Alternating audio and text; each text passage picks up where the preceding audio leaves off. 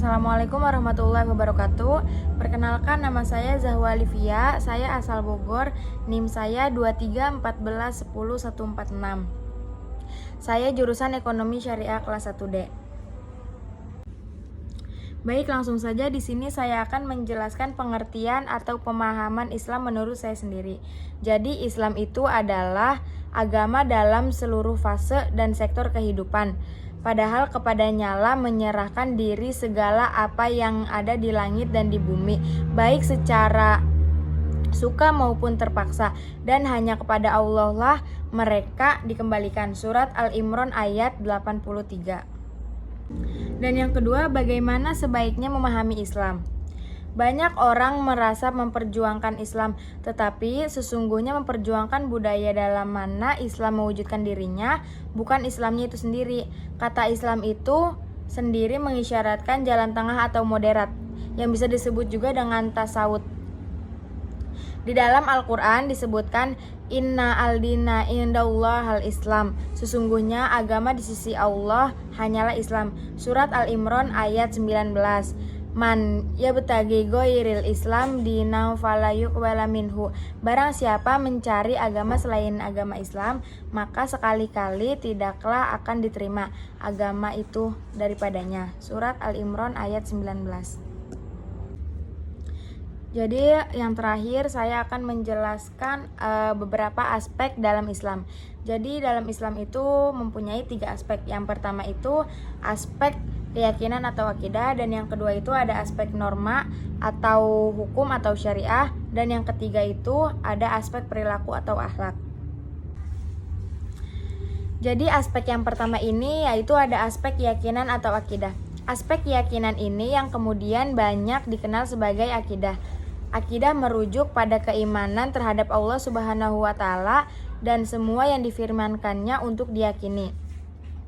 Dalam Islam, pendidikan akidah sendiri menempatkan posisi yang paling mendasar seperti terlihat pada rukun Islam yang pertama.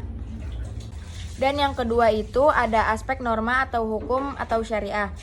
Ajaran pokok agama Islam yang kedua adalah aspek syariah atau norma. Aspek inilah yang mengatur hubungan manusia dengan Allah atau hablum minallah, sesama manusia atau hablum minannas, dan hubungan manusia dengan alam semesta, hablum minalalami. Dan yang ketiga atau yang terakhir itu ada aspek perilaku atau akhlak. Aspek perilaku atau akhlak dalam ajaran pokok agama Islam, aspek ini sendiri merupakan sikap-sikap atau pola perilaku manusia yang menjadi hasil dari pelaksanaan 2 aspek sebelumnya, yakni akidah dan syariah. Pentingnya pendidikan akhlak dalam ajaran Islam tergambar dari sabda Rasulullah SAW. Dalam hadisnya, Abu Hurairah meriwayatkan Rasulullah SAW ditanya tentang penyebab utama yang dapat memasukkan seseorang ke dalam surga. Beliau menjawab, bertakwa kepada Allah dan berakhlak mulia. Hadis riwayat Tirmizi.